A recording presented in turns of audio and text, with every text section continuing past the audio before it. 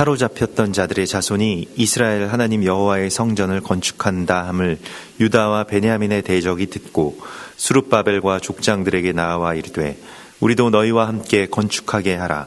우리도 너희같이 너희 하나님을 찾노라. 아수르 왕 에살핫돈이 우리를 이리로 오게 한 날부터 우리가 하나님께 제사를 드리노라 하니 스룹바벨과 예수아와 기타 이스라엘 족장들이 이르되 우리 하나님의 성전을 건축하는데 너희는 우리와 상관이 없느니라. 바사 왕 고레스가 우리에게 명령하신 대로 우리가 이스라엘의 하나님 여호와를 위하여 홀로 건축하리라 하였더니 이로부터 그 땅 백성이 유다 백성의 손을 약하게 하여 그 건축을 방해하되 바사 왕 고레스의 시대부터 바사 왕 다리오가 즉위할 때까지 관리들에게 뇌물을 주어 그 계획을 막았으며 또 아하수에로가 즉위할 때에 그들이 글을 올려 유다와 예루살렘 주민을 고발하니라. 아닥사스다 때에 비슬람과 미드르닷과 다부엘과 그의 동료들이 바사왕 아닥사스다에게 글을 올렸으니 그 글은 아람 문자와 아람 방언으로 써서 진술하였더라.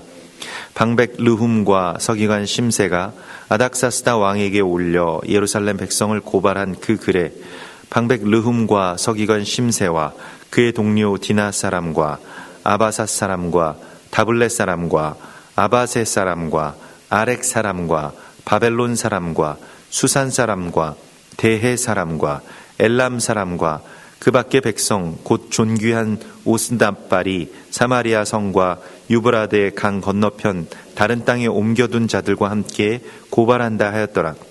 아닥사스다 왕에게 올린 그 글의 초보는 이러하니 강 건너편에 있는 신하들은 왕에게 아뢰나이다. 당신에게서 우리에게로 올라온 유다 사람들이 예루살렘에 이르러 이 패역하고 악한 성읍을 건축하는데 이미 그 기초를 수축하고 성곽을 건축하오니 이제 왕은 아시옵소서. 만일 이 성읍을 건축하고 그 성곽을 완공하면 저 무리가 다시는 조공과 관세와 통행세를 바치지 아니하리니 결국 왕들에게 손해가 되리이다. 우리가 이제 왕궁의 소금을 먹음으로 왕이 수치당함을 참아보지 못하여 사람을 보내어 왕에게 아뢰오니 왕은 조상들의 사기를 살펴보시면 그 사기에서 이 성읍은 패역한 성읍이라 예로부터 그 중에서 항상 반역하는 일을 행하여 왕들과 각도의 손해가 된 것을 보시고 아실지라 이 성읍이 무너짐도 이 때문이니이다. 이제 감히 왕에게 아뢰오니 이 성읍이 중건되어 성곽이 준공되면 이로 말미암아 왕의 강 건너편 영지가 없어지리이다 하였더라. 왕이 방백 르훔과 서기관 심세와 사마리아에 거주하는 그들 동관들과 강 건너편 다른 땅 백성에게 조서를 내리니 일러스되 너희는 평안할지어다. 너희가 올린 글을 내 앞에서 낭독시키고 명령하여 살펴보니 과연 이 성읍이 예로부터 왕들을 거역하며 그 중에서 항상 패역하고 반역하는 일을 행하였으며 옛적에는 예루살렘을 다스리는 큰 군왕들이 있어서 강 건너편 모든 땅이 그들에게 조공과 관세와 통행세를 다 바쳤도다. 이제 너희는 명령을 전하여 그 사람들에게 공사를 그치게 하여 그 성을 건축하지 못하게 하고 내가 다시 조서 내리기를 기다리라. 너희는 삼가서 이 일에 게으르지 말라. 어찌하여 화를 더하여 왕들에게 손해가 되게 하랴 하였더라. 아닥사스다 왕의 조서 초본이 르훔과 서기관 심세와 그의 동료 앞에서 낭독되매 그들이 예루살렘으로 급히 가서 유다 사람들을 보고 권력으로 억제하여 그 공사를 그치게 하니 이에 예루살렘에서 하나님의 성전 공사가 바사왕 다리오 제2년까지 중단되니라. 아멘. 초막절의 회복과 또 성전을 다시 중건하게 되는, 다시 재건하게 되는 하나님의 이 역사는 사단에 의해서 계속해서 그 방해를 받고 또한 반격을 당하게 됩니다. 이것은 어찌 보면 당연한 일이라고 할 수 있겠는데요. 그것은 그 주의 나라와 또 그 의가 이루어지는, 그 뜻이 이 땅 가운데 이루어지는 일에 사단이 가만히 있을 리가 만무하겠습니다. 그래서 주님의 일을 하다 보면 항상 이러한 어떤 그 대적의 그 반격, 그리고 그 다시 이것을 아주 조직적으로 멈추게 하려고 하는 그런 시도 앞에 우리가 직면하게 됩니다. 주님의 일들을 막아서는 자들을 우리가 만나게 되는데, 오늘 이 말씀을 살펴보면 이스라엘 땅, 예루살렘과 또 그 주변, 유다와 베냐민 지역, 예루살렘과 또 사마리아와 그 주변에 있는 그 유다 땅에 다시 이제 자신들의 고향 마을로 돌아온 사람들보다 더 앞서서 왔던 어떤 이주민들을 우리가 만나게 됩니다. 그래서 사로잡혔던 자들의 자손이 이스라엘의 하나님 여호와의 성전을 건축한다 함을 유다와 베냐민의 대적이 들었다라고 이렇게 말을 하고 있습니다. 유다와 베냐민의 대적은 과연 누구일까요? 그래서 이들이 이제 찾아와서, 물론 이방인들인데 이들이 찾아와서 함께 그 성전을 건축하게 하라 이렇게 말을 합니다.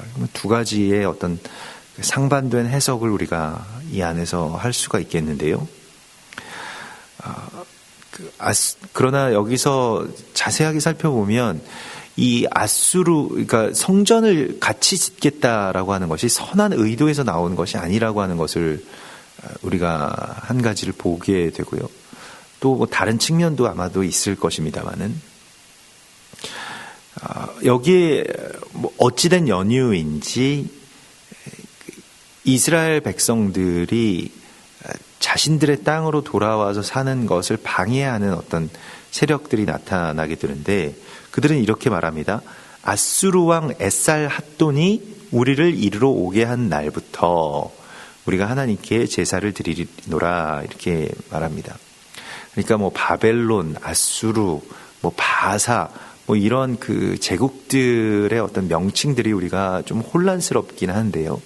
그게 바벨론과 아수르는 같은 나라인 것 같기도 하고 다른 나라인 것 같기도 하고 또 그럼 바사는 뭐고 이랬는데, 아무튼 그 바벨론 지역에 있었던 그 거대한 제국의 여러 이름이라고 그렇게 생각하는 것이 조금 더 편할 것입니다.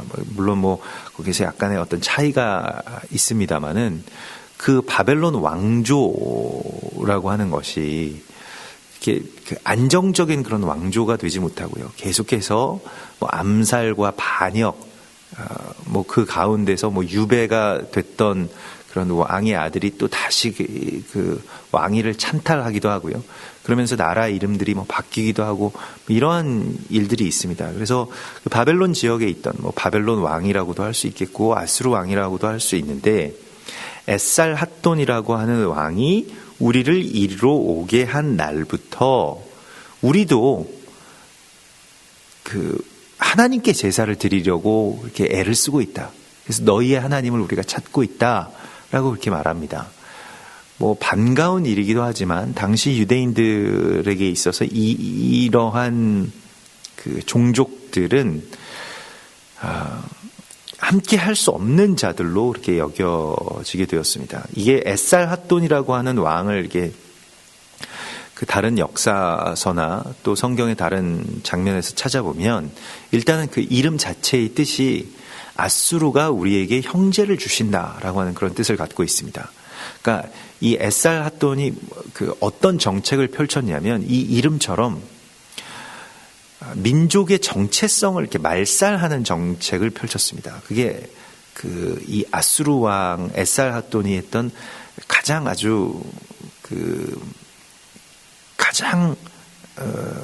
말하자면 공포스러운 일이기도 했는데요. 무엇이냐면 이 세계를 다 지배하기 위해서 그 지역에 있는 어떤 그 지방색 혹은 이스라엘 민족이라고 하는 것은 민족적인 어떤 이 정치가 또 그런 배타성이 굉장히 강력하지 않았습니까? 그렇기 때문에 이걸 뽑아가지고 그 땅에서 뽑아서 다른 땅으로 이주시키는 일을 굉장히 적극적으로 했던 왕이 바로 에살 핫돈입니다. 그 이름을 나중에 다시 후대의 어떤 우리도 왕이 이제 죽고 나면 그 왕의 이름을 붙이지 않습니까? 뭐 그러한 것처럼 뭐 붙였을 가능성도 있는데, 그래서 아수르가 형제를 준다라고 하는 것은 당시에 오늘 이 말씀에서도 나옵니다마는 뭐 사마리아나 예루살렘이나 이 지역에 완전히 동떨어진 어떤 다른 곳의 주민들을 이주시켰다는 것입니다. 강제 이주시키는 것이죠. 그래서 이제 계속 특히 뭐 사마리아가 그러했는데요. 사마리아가 이제 본거지였고 그 북이스라엘의 수도였던 그 사마리아에 많은 강제 이주민들이 이제 있게 되고, 그들이 그런데 웬일인지 이 땅에 들어와서 하나님을 섬기겠다, 우리가 이 땅에서 예배하는 곳에 나가겠다라고 해서 무엇인가 조금 혼탁한 어떤 그러한 일들을 이제 행하더라는 것입니다. 그래서 이스라엘, 특히 이제 귀환한 유대인들이 굉장히 이 일에 대하여서 경계하는 모습들을 우리가 보게 됩니다. 역대하 33장에 보면 이 에살핫돈이 그 므낫세 왕을, 그러니까 유다의 왕이었던 므낫세 왕을 치고 므낫세를 사로잡고 쇠사슬로 결박하여 바벨론으로 끌고 간지라라고 하는 그러한 장면이 나옵니다. 여러 정황들을 봤을 때 그가 바로 바벨론의 에살핫돈 왕이었다라고 하는 것을 우리가 보게 되는데요. 백성들을, 민족과 나라의 백성들을 뽑아다가 정체성 아주 뿌리를 뽑아서 그렇게 말하자면 흐리게 하는 것, 그 정체성을 흐리게 해야 이제는 그 사람들이 바벨론 왕국의, 바벨론 제국의 일원이 된다라고 하는 그러한 그 국가 통치 철학을 갖고 있었다라고 하는 것입니다. 마치 예전 스탈린이 고려인 강제 이주시켜서 시베리아 뭐 한복판에다가 그냥 떨구고 가버리고, 뭐 우즈베키스탄이나 뭐 카자흐스탄이나 뭐 이런 곳에 이제 강제 이주당했던 그 고려인들 같이 그런 식으로 이제 이주를 시킨다는 것입니다. 아무 연고 없는 곳에, 아무 관련 없는 곳에 어떤 다른 민족들을 이주시키는 그런 일들을 했다는 것이죠. 그래서 그러면서 그들이 와서 뭐 자신들의 정체성에 혼란을 받기도 하고, 또 그 지역에 있는 어떤 뭐 지역에서 가장 강력한 어떤 말하자면 종교, 그것을 이제 따르려고 하다 보니까 뭐 하나님을 믿었던 자들도 있겠죠. 그렇게 지금 이 사람들이 이야기를 하는데, 아무튼 이러한 것에 대하여서 우리는 홀로 성전을 짓겠다. 그러니까 성전을 재건하는 데 있어서 우리가 같이 하지 않고 홀로 짓겠다라고 말하자면 선을 긋습니다. 이제 중요한 이야기인데요. 우리가 어제는 성전을 중건하는 일 가운데서 두로와 시돈 사람들에게 삭슬 지불하고 먹을 것과 기름을 주고요. 이스라엘은 이 밀과 기름의 산지입니다. 그러나 나무는 나지 않기 때문에 레바논의 그 백향목을 두로와 시돈의 벌목공들에게서부터 사오는, 바꾸는 그런 장면을 보게 됩니다. 이 밀과 기름이라고 하는 것은 말씀과 성령, 곧 하나님의 역사하심의 가장 중요한 어떤 영적인 양식을 또한 예표한다고 할 수 있겠고요. 또 이 나무라고 하는 것은 어떤 구조 혹은 뭐 그렇게 지어져 올리는 어떤 그 구조의 재료가 되기 때문에 성전에 어떻게 보면 직접적인 재료라고 할 수 있겠습니다. 그러니까 이 두 가지가 같이 합력해서 선을 이루면서 영적인 부분과 또 실질적인 부분이 이방인과 유대인들이 함께 그렇게 연합해서 이루어지게 되는 것들을 우리가 만나게 됩니다. 이것이 이제 한 세 사람의 원형인데, 반대로 이제 한 세 사람을 파괴하는 그러한 일들도 이 두 가지가 혼란스럽게 섞일 때 이런 일들이 일어나게 되는 것들을 우리가 보게 됩니다. 그래서 이 거룩이라고 하는 것은 구별한다라고 하는 뜻을 갖고 있습니다. 카도슈라고 하는 것은요. 구별이 없으면 하나님의 역사가 이루어질 수가 없습니다. 하나님의 성품의 속성은 구별에 있는 것입니다. 오늘날에도 어떤 분들은 이방인들과 유대인들이 이제 하나가 돼야 된다라고 하는 것을 같아져야 된다라고 하는 것으로 혼란스럽게 생각하시는 분들이 있습니다. 그러니까 히브리적인 뿌리를 찾아서 우리의 정체성이 히브리적인 것으로 돌아가야만 한 세 사람을 이룰 수 있다라고 하는 조금 이상한 그러한 이 신학을 가지고 계신 분들이 있으시죠. 이 고유성이라고 하는 것을 파괴하는 것은 마치 오늘 이 에살핫돈의 이야기처럼 결국 하나님의 역사를 막아서는 어떤 일이 됩니다.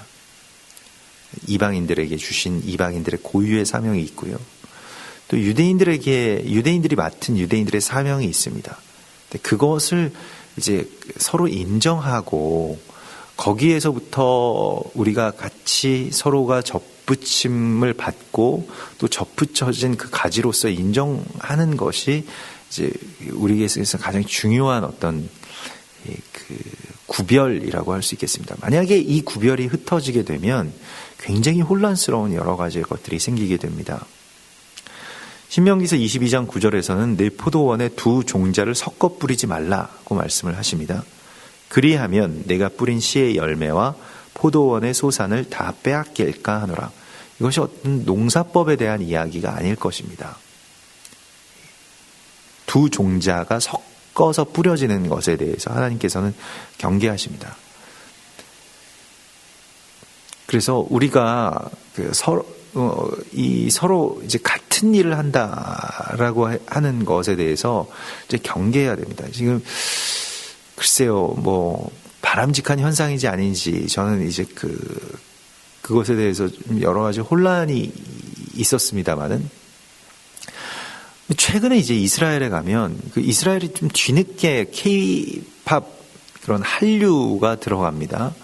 그래서 예전에 중동의 한류가 한참 몰아칠 때에 이스라엘 사람들은 웬일인지 이렇게 그런 한류에 시큰둥한 편이었거든요. 근데 최근에 이제 이스라엘에 들어가 보면 한국말로 인사하는 그 젊은 층들을 많이 만나게 됩니다.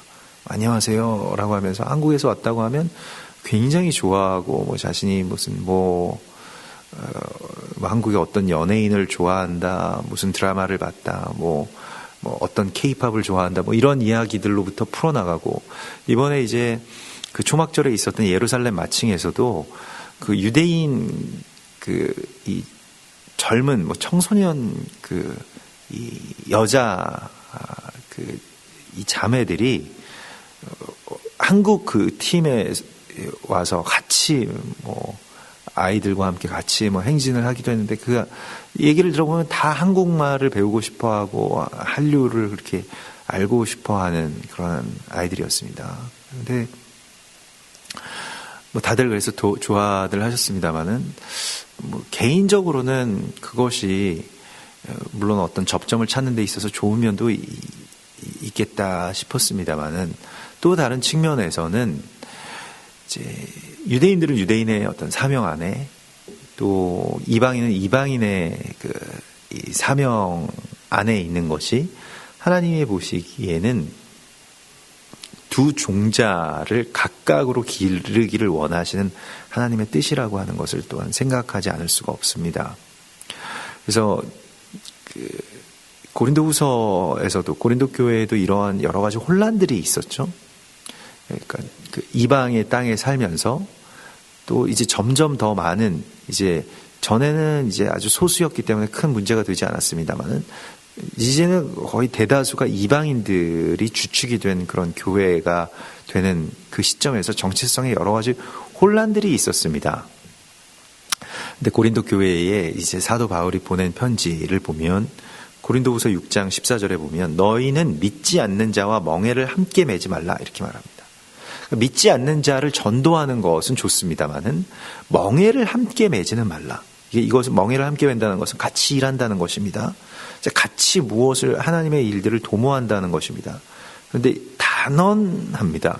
의와 불법이 어찌 함께하며 빛과 어둠이 어찌 사귀며 그리스도와 벨리알이 어찌 조화되며 믿는 자와 믿지 않는 자가 어찌 상관하며 하나님의 성전과 우상이 어찌 일치가 되리요.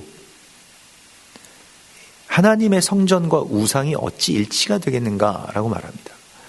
이게 그냥 안 믿는 자들, 특별히 오늘도 여기서 스룹바벨과 족장들에게 찾아온 이 이방인들, 뭐 자신들도 원치 않는 강제 이주를 당한 그런 아픔이 있는 이 이방인들이 그냥 여기서 하나님을 믿고 살겠다, 성전을 건축하는데 뭐 우리도 힘을 보태겠다라고 하면 반가운 일일 수도 있겠습니다만은, 그러나 그 안에서 그들의 어떻게 보면 그 이전에 강제 이주를 당하기 전에 믿었던 그 자신들의 어떤 신과 또 여기에 있는 지역 신과 이렇게 말하자면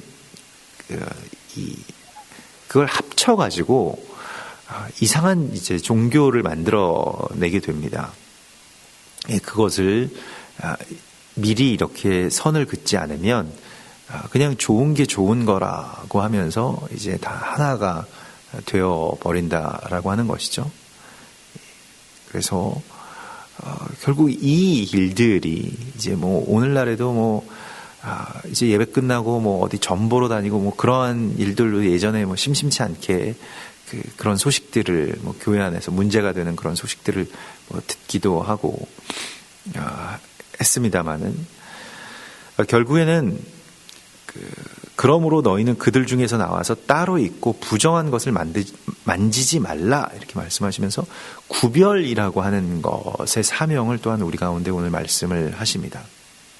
그래서 만일 뭐 여기서 그냥 그래 우리가 뭐 아수르의 정책대로 바벨론의 정책대로 그렇게 우리가 그냥 하나가 되어서 여기서 성전을 짓고 뭐 그렇게 하자라고 했으면 뭐 별 문제가 되지 않았을 수도 있겠으나 이 일에 대해서 거부한 이후에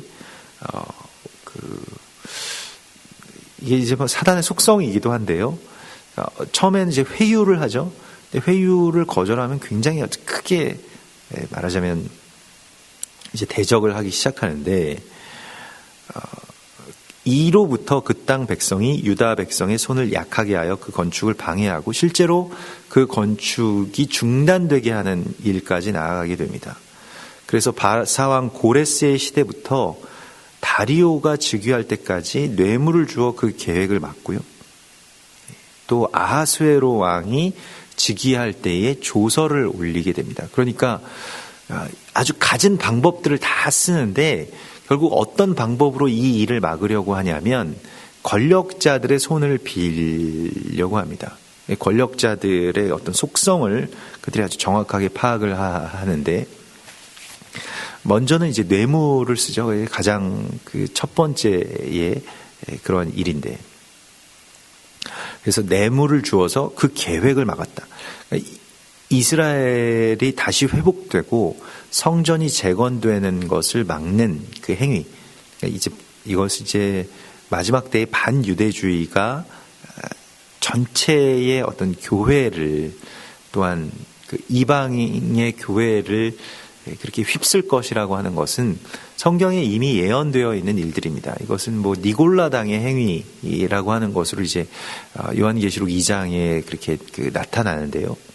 이 니골라당의 행위라고 하는 것은 이제 이 니골라라고 하는 그 뜻 자체가 이 백성을 멸하다, 그 백성을 멸하다라고 하는 그런 뜻이 되겠습니다. 그래서 그 백성이라고 하는 것은 이제 이스라엘을 뜻하는 것이고요. 이스라엘을 멸하려고 하는 그 시도와 또 그러한 사단의 마음에 그 회유에 이제 넘어간 그 교회가 어떠한 길로 가게 되었는지, 어떠한 나락에 빠지게 되었는지는 우리가 교회사를 통해서 아주 확연하게 보게 됩니다. 이스라엘의 회복이라고 하는 것을 거세시키려고 하는 그 사단의 시도, 그것만 하게, 그러니까 이스라엘을 그 교회 안에서 제거하면 다른 모든 것들을 다 주겠다라고 하는 그 회유에 실은 그 교회가 넘어가죠. 그래서 이제 그 로마 카톨릭을 보면 원래 한 세 사람을 이루고 하나가 되어야 할 이 말씀들을 계속해서 변개시키면서까지도 이 이스라엘을 이제 말살시키고 절기와 또 안식일을 폐하고 그들과 하나가 되고 한 세 사람을 이루어야 된다라고 하는 말씀을 애써 가리는 것입니다. 유대인들에게도 마찬가지의 그런 일들이 있었습니다. 유대인들은 이사야서를 보기를 굉장히 주저하고요. 그러니까 잘 안 봅니다, 이사야서를. 왜냐하면 이사야서의 그 메시아 예언은 뭐 부정할 수 없는 그 예수아를 그렇게 지칭하고 있고 너무 많은 증거들이 있기 때문에 이 메시아 예언과 또 이방인들에 대한 그런 그 열방의 예언들 가운데서 메시아가 이방의 빛으로 보내심을 받는다라고 하는 것에 대해서 잘 보려고 하지 않습니다. 그래서 이사야서를 잘 보지 않고요. 기독교는 로마서를 8장까지만 맨날 보죠. 그래서 그냥 생명의 성령의 법이 죄와 사망의 법에서 우리를 구원하셨다라고 하는 것에 그냥 열광을 하고 9장부터 이제 10장, 11장으로 이어지는 이스라엘의 회복에 대한 이야기들이 그 죄와 사망으로부터 새 생명을 얻은 우리가 해야 될 사명이라고 하는 것에 대해서는 애써 이제 외면을 해왔습니다. 두 가지는 이제 같이 가야 되는 것이고요. 니골라당의 행위를 거부하라고 이 계시록 2장의 이 서머나 교회와 버가모 교회에 계속해서 그렇게 경고하고 있는 것을 보게 됩니다. 그래서 내게 이것이 있으니 네가 니골라당의 행위를 미워하는도다. 나도 이것을 미워하노라 라고 말씀하시면서 니골라당의 행위를 하나님께서 미워하신다라고 이렇게 말씀을 하시고, 반유대주의라고 하는 것은 우리가 오늘날에도 이제 반유대주의는 이와 같이 하나님의 뜻에 따라서 오지 않고 이 사람들의 속성을 자세히 보면 굉장히 현세의 정치와 연결되어 있는 것을 보게 됩니다. 현세 정치의 그 권력자들이 어떠한 성향인가를 아주 굉장히 본능적으로 그리고 너무나도 민감하게 이들이 알고 있어요. 그래서 어떤 왕들에게는 뇌물을 써야 되고 어떤 왕에게는 조서를 올려야 되고 어떤 왕은 뇌물을 싫어하고 그냥 그 땅을 어떻게 보면 그 왕의 통치 아래에 두려고 하는지 왕의 어떤 그 성향이나 속성을 너무나도 잘 알고요. 또 그것을 아주 민감하게 모든 것들을 이제 정치적으로 해결하려고 하는 어떤 그러한 이 속성을 갖습니다. 사실은 이제 종교가 권력과 그렇게 말하자면 결탁하거나 야합하게 되면 일어나는 일 가운데 가장 극명한 일 중에 하나입니다. 그 권력에 굉장히 민감하게 되고요. 그 권력의 구미에 맞추는 그런 많은 일들을 하게 됩니다. 기독교는 기본적으로 무슨 반국가적인 그러한 종교는 아닙니다만, 그러니까 항상 국가의 그런 권력을 그렇게 반대하자, 정복하자 이런 종교는 아닙니다만은 기본적인 속성 자체가 나라를 세우는 백성, 새 백성이라고 하는 그 개념을 갖고 있기 때문에 권력과 곧바로 부딪히게 되어 있습니다. 권력자들이 제일 먼저 합니다. 그러니까 정말로 하나님의 나라를 세우기 시작하면 그게 진짜 나라라고 하는 것을, 자신의 권력을 그렇게 무력화시키게 될 것이라고 하는 위협을 느끼기 때문에 헤롯 왕도 그러했고요. 바로 왕도 그러했고요. 수많은 이스라엘의 다른 왕들도 그러했고요. 자신들의 권력이 하나님의 나라, 곧 메시아로부터 위협을 받게 되리라고 하는 것을 본능적으로 알고 있습니다. 권력자들의 본능적인 속성이기 때문에 이것을 포기하면 내가 너희들의 종교를 보장해 주겠다라고 하는 그 거래를 계속해서 해나간다라고 하는 것입니다. 이것을 우리가 주의해야 되고요. 하나님의 나라는 세상의 권력 위에 세워지지 않는다라고 하는 것을 알아야 됩니다. 왕도 세상의 군왕들이 나서고 헛된 일을 도모한다고 할지라도 그것이 실제적으로 역사의 전면에서 어떤 수레바퀴를 움직이는 것 같아도 결국 메시아가 실질적인 왕, 통치자가 되실 것이라고 하는 것을 우리는 기본적으로 그것을 믿고 또한 그 기다림 가운데서 하나님의 나라를 세워나가는 자들임을 우리가 알고 있어야 됩니다. 그래서 어떤 권력이나 또 어떤 제도 혹은 어떤 이념 이러한 것들을 초월하여서 메시아 곧 예수와께서 이 땅 가운데 오셔서 다스리심에 대한 그 통치를 준비하고 세워나갈 자들로 우리가 서야지 이 세상에 어떤 권력이 들어서야 되고 어떤 사람들이 어떻게 다스려야 되고 이러한 것에 너무 몰입하다 보면 그러니까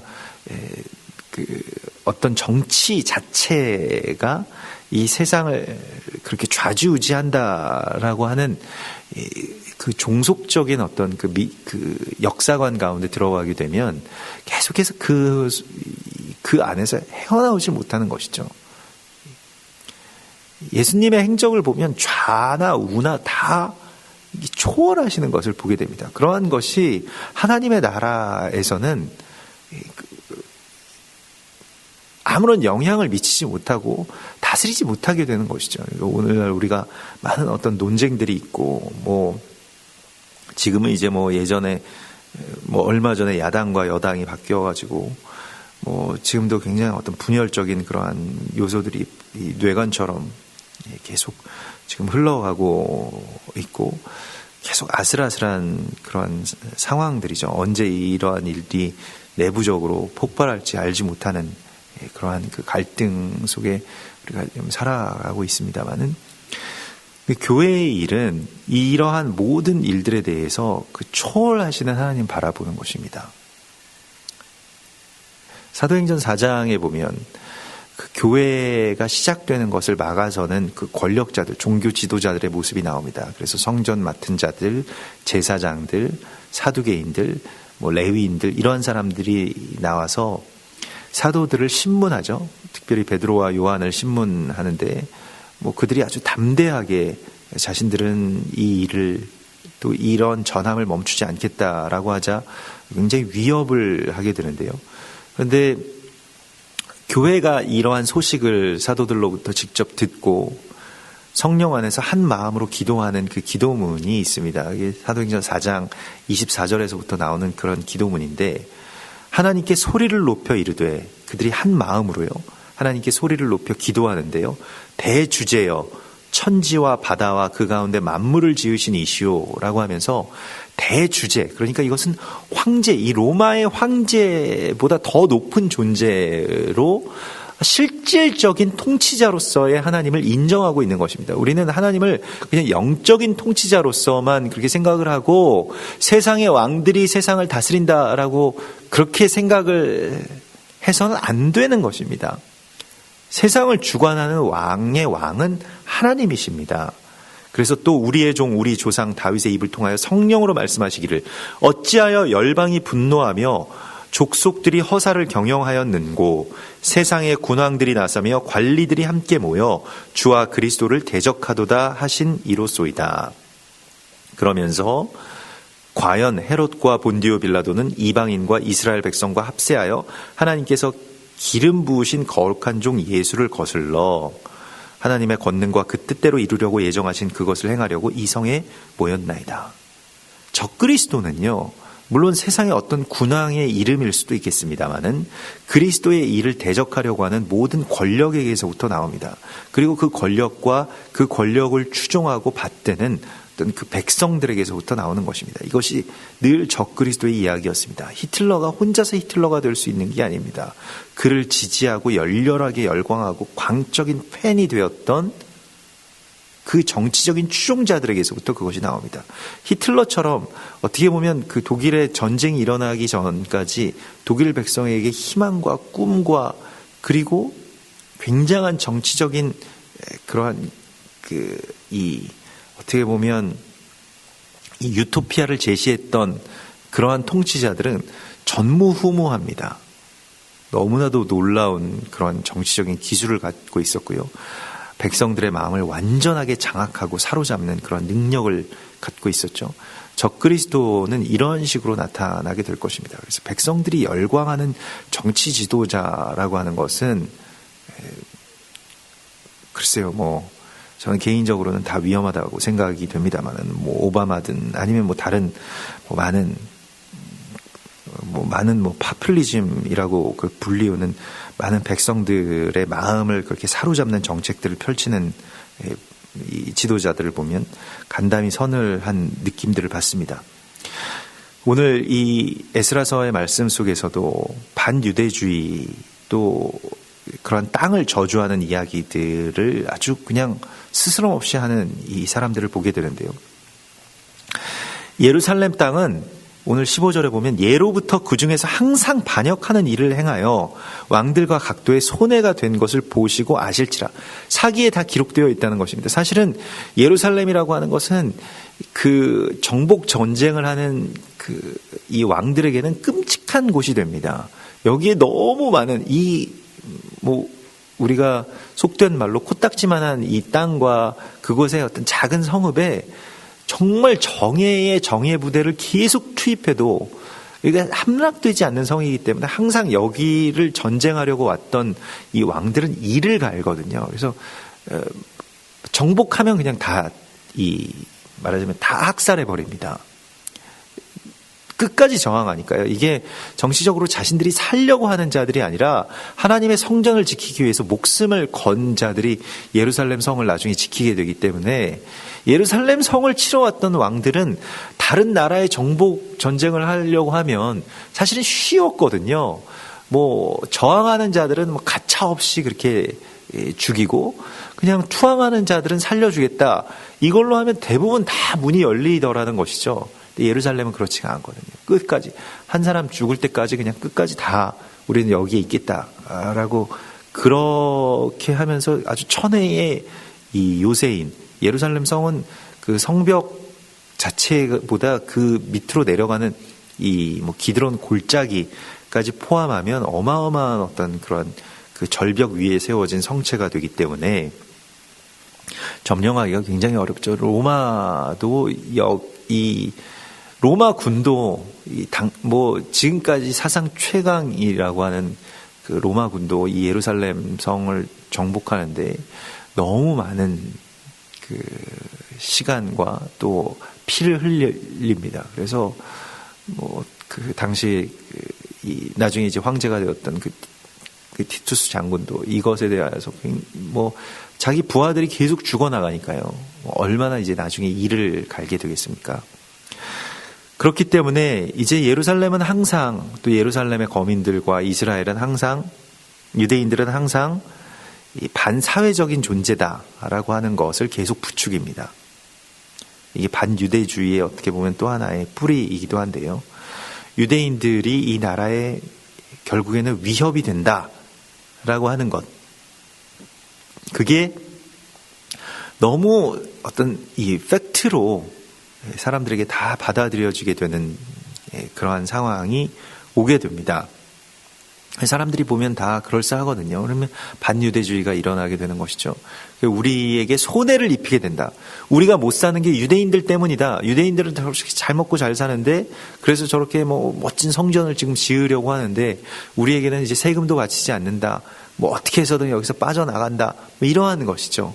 실제로 유대인들은 법을 굉장히 잘 알고 그것을 다룰 줄 아는 스킬이 세계 최고이기 때문에 지금도 이스라엘의 아주 이스라엘이 아니라 미국의 가장 유력한 변호사들은 다 유대인들이지 않습니까? 그렇기 때문에 이러한 모든 것들을 다 장악하고 그리고 결국에는 우리를 그렇게 우리의 말하자면 골수를 파먹는다. 이런 식으로 이제 이야기를 하기 시작하는 것이죠. 반유대주의의 어떤 속성들을 여기서 아주 면밀하게 볼 수 있는데 반유대주의는 또한 물질에 대한 어떤 욕망과 그것을 갖지 못한 어떤 그 분노에서부터 이렇게 오게 됩니다. 이게 충돌하게 되는 것이죠. 그래서 아닥사스다 왕이 이 일에 대해서 아주 분노하면서 어찌하여 화를 더하여 왕들에게 손해가 되게 하겠느냐라고 하면서 공사를 중단할 것에 대한 조서, 명령을 내립니다. 결국에는 하나님의 역사가 어떠한 심각한 반발에 또 정치적인 어떤 이 반발에 직면하게 되는가를 여실하게 보게 됩니다. 얼마 전에 이스라엘이 유엔을 탈퇴한 것은 아닙니다만 유엔의 어떤 산하기구인 유네스코를 탈퇴하죠. 유네스코는 사실은 교육과 문화, 유적 이런 것을 이제 담당하는 유엔의 산하기구인데, 유네스코에서 이스라엘 땅 지역의 거의 아주 중요한 세겜이나 헤브론이나 중요한 어떤 지역들을 다 예루살렘도 마찬가지, 예루살렘까지도 다 팔레스타인 유적으로 이렇게 지정을 해버립니다. 이것은 팔레스타인 유적, 이 팔레스타인 성지가 아니고 이스라엘 땅이고 이스라엘 유적이라기보다는 지금도 살아서 이제 하나님의 역사가 이루어지고 예배를 드려야 되는 그러한 지역들을 다 팔레스타인의 문화유산으로 이렇게 지정을 하는 것에 반발해서 아예 유네스코를 이제 탈퇴하죠. 우리가 유네스코는 좋은 일을 한다라고 이렇게 알고 있고, 그리고 시대의 양심에 따라서 그렇게 지정을 했다고 사람들이 다 칭찬하는 일들입니다. 그것이 이제 대세인데, 그래서 또 거기에 동조해서 미국이 유네스코를 탈퇴하고요. 이런 일들이 일어나게 되는데, 그러면 이제 여러 가지의 어떤 또 국제적인 또 비난 여론들이 있죠. 유네스코는 어린이들을 돕고 빈민들 교육하는 그러한 일들에, 그러면 이제 이들은 쏙 빠지겠다라고 하느냐, 자신들의 어떤 민족적인 것으로 그렇게 어떤 비난 여론들도 굉장히, 사실은 그게 더 많죠. 우리처럼 유네스코가 잘못했다라고 이야기를 할 수 있는 사람들도 없고, 또 그렇게 이야기를 하면 되게 이상한 사람으로 이제 취급을 받는 그 시대에 이제 우리가 왔습니다. 교회가 이 마지막 때가 되면 반유대주의의 이 조류와 또 그런 어떤 정치적인 그 압박에 직면하게 될 것인데, 그때에 세상의 군왕들과 민족들이 경영하는 그 허사, 반유대주의에 대한 그 허사를 거부할 수 있는 하나님의 지혜와 하나님의 통치를 우리는 온전하게 믿고 따를 것을 우리가 늘 선포하고 또 구하고 또 그 믿음 안에 버틸 수 있기를 소망합니다. 같이 기도하겠습니다. 이 시간 주님 바라보시면서 또 때때로 우리가 선을 행하는 도중에 낙심하게 될 만한 일들, 주의 일들이 멈추게 되고 또 실망스럽게 실패한 것처럼 보이는 그러한 시간들 속에서 이제 이스라엘 백성들에게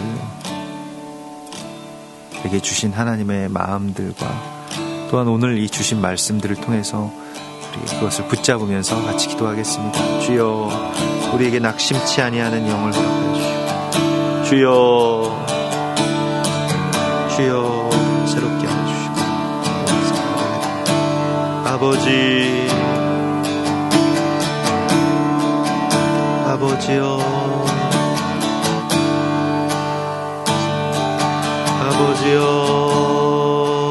우리를 새롭게 하여 주시옵소서.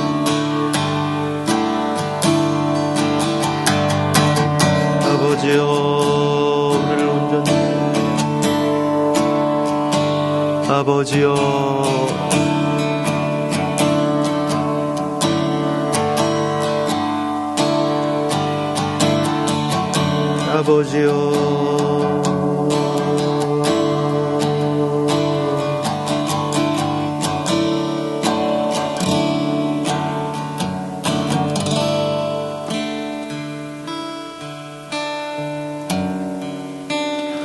오 주님,